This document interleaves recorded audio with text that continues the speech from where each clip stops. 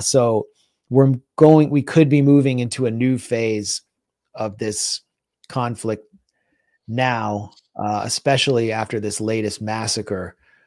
Now, I don't know if there's anything you all wanted to add. Well, what I want to say was what I don't get about Hezbollah is how they let the terror attack happen for a second day. So the first day was the pagers. Obviously they're infiltrated. Why didn't they alert people about the walkie-talkies? Why didn't anybody think to do that? Did they not want to admit vulnerability? But I don't know what the reason is, or they were too shell-shocked. I don't know, but that to me was humiliating for them and showed real weakness, which was surprising because that's not my conception of what Hezbollah is and how they operate. And now, what's going to happen now? I mean, I'm curious your guys' thoughts on whether you think there will be a ground war. I think Israel will be perfectly content just to do as they've done in Gaza, just bomb Lebanon from the sky, take it out on civilians as they always do, and hope that that's sufficient to turn people against Hezbollah, to punish the people for the fact that Hezbollah exists as a resistance group, because Israel knows if there's a ground war, that'll be a lot harder for it because Hezbollah can actually fight back on the ground. But Hezbollah can't match Israel's air power. So I just see, my prediction is just more of what we saw today, is just these continued massacres from the sky. Yeah, well, here are Israeli troops. They sent their 98th Division to the north, to the Lebanese border, which is supposed to be their most well-trained, hardened division. But now we're seeing reserves called up and other divisions, including tanks, assemble at the border for possible ground operation. That doesn't mean that one is imminent. This could be a move just to flex muscle and to put pressure on Hezbollah, to demonstrate that Israel doesn't need to send so much manpower into Gaza anymore. But it doesn't mean, but what I think Israel's I think this could be a fatal move for Israel. Now, in 2006, Israel was unable to suppress rocket fire and missile fire from Lebanon.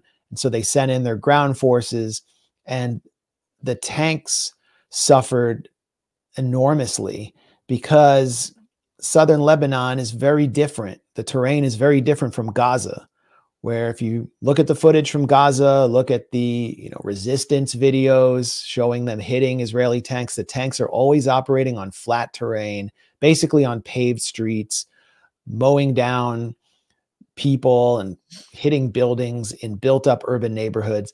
Southern Lebanon is very rocky. It's easy to hide your infantry there.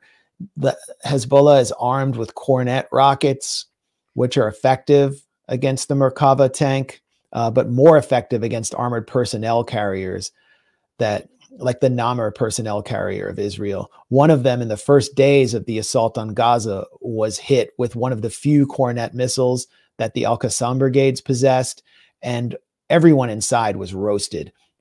This is what happened in 2006. It was the Cornet missile that really dislodged Israel from southern Lebanon in 2000, when Israel withdrew and ended its occupation at the hands of Hezbollah.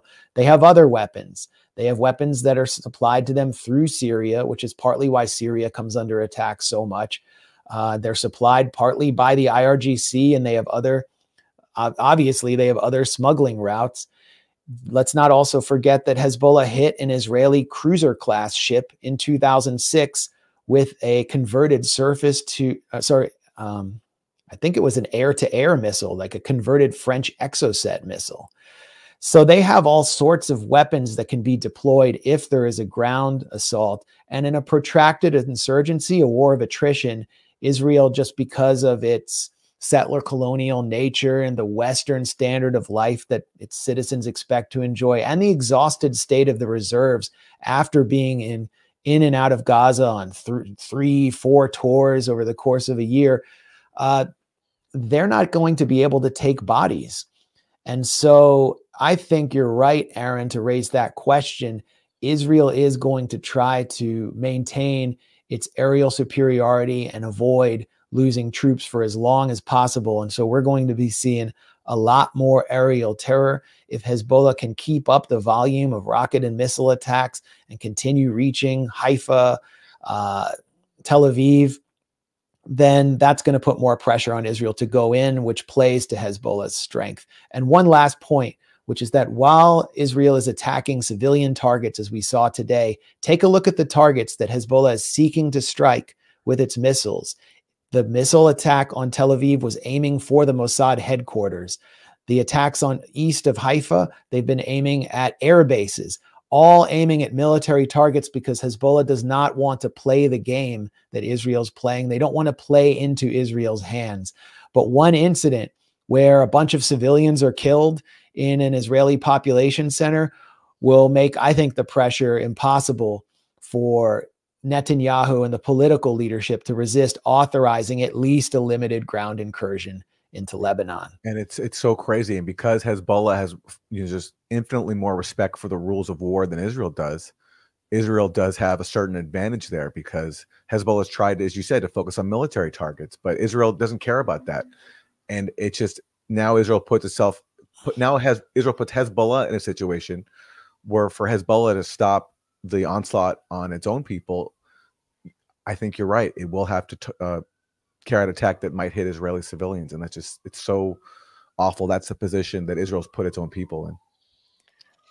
Yeah. And that's, I'm going to jump off after this comment because I think this is where you guys should take over, but it's something that this war should reveal to Israelis, and something that October 7th should have revealed to Israelis, is that for the group of people in their country who have an agenda and a plan, their lives actually count just as little as Palestinians. So the minute that you're a hostage, you're worthless. You're also not a human being. You can be killed. You know, no other country operates like that. Most countries would honor their captured soldiers.